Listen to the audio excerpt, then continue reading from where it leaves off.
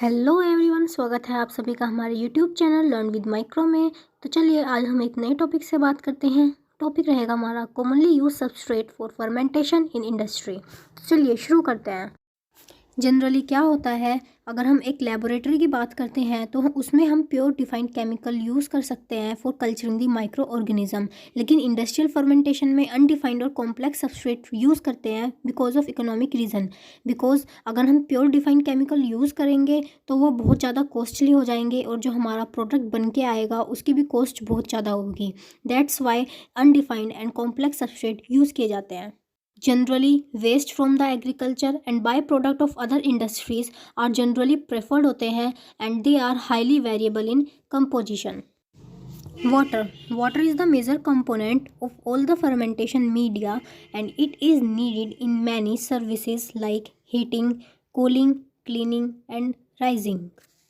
Now let's we talk about substrate used as a carbon source. Carbohydrate is the most important source of energy in fermentation industry. Pure carbohydrates such as glucose or sucrose are rarely used because of economic reason. The carbohydrate substrate have a double role in biosynthesis and in energy generation.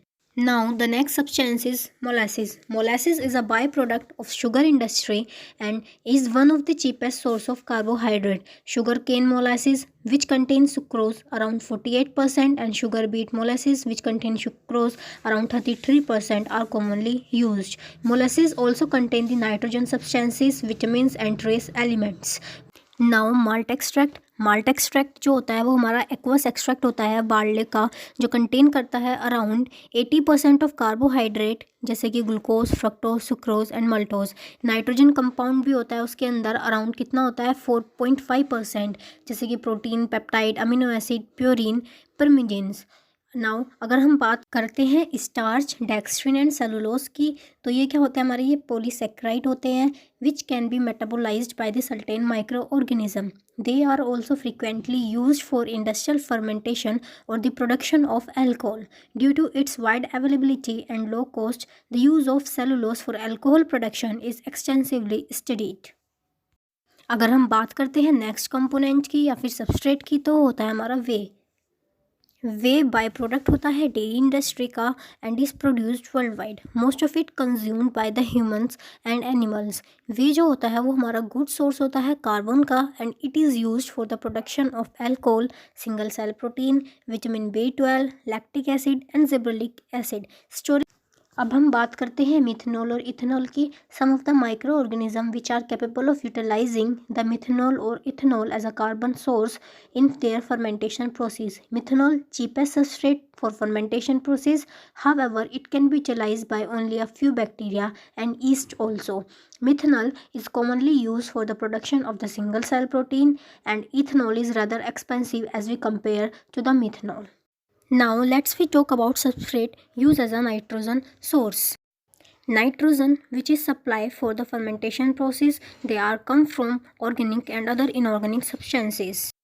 Inorganic nitrogen source, ammonium salt and free ammonia are the cheap inorganic nitrogen source which are particularly used in industry. However, not all the microorganisms are capable of utilizing them, hence their use is limited. Organic nitrogen source, urea is the best example which is a good source of nitrogen. Now next is corn steep liquor. This is formed during the starch production from the corn. It is rich in nitrogen and is very efficiently utilized by microorganisms and rich in several amino acids like alanine, valine, methionine, arginine, threonine and glutamate. Next is yeast extract. It contains around 8% nitrogen and are rich in amino acid, peptide and vitamin, glucose. Yeast extract are produced from the baker's yeast through the autolysis or through the plasmolysis, that is the high concentration of NaCl. Autolysis का मतलब हुआ destruction of cell by their own enzyme and plasmolysis means put the cells in the high concentration of NaCl.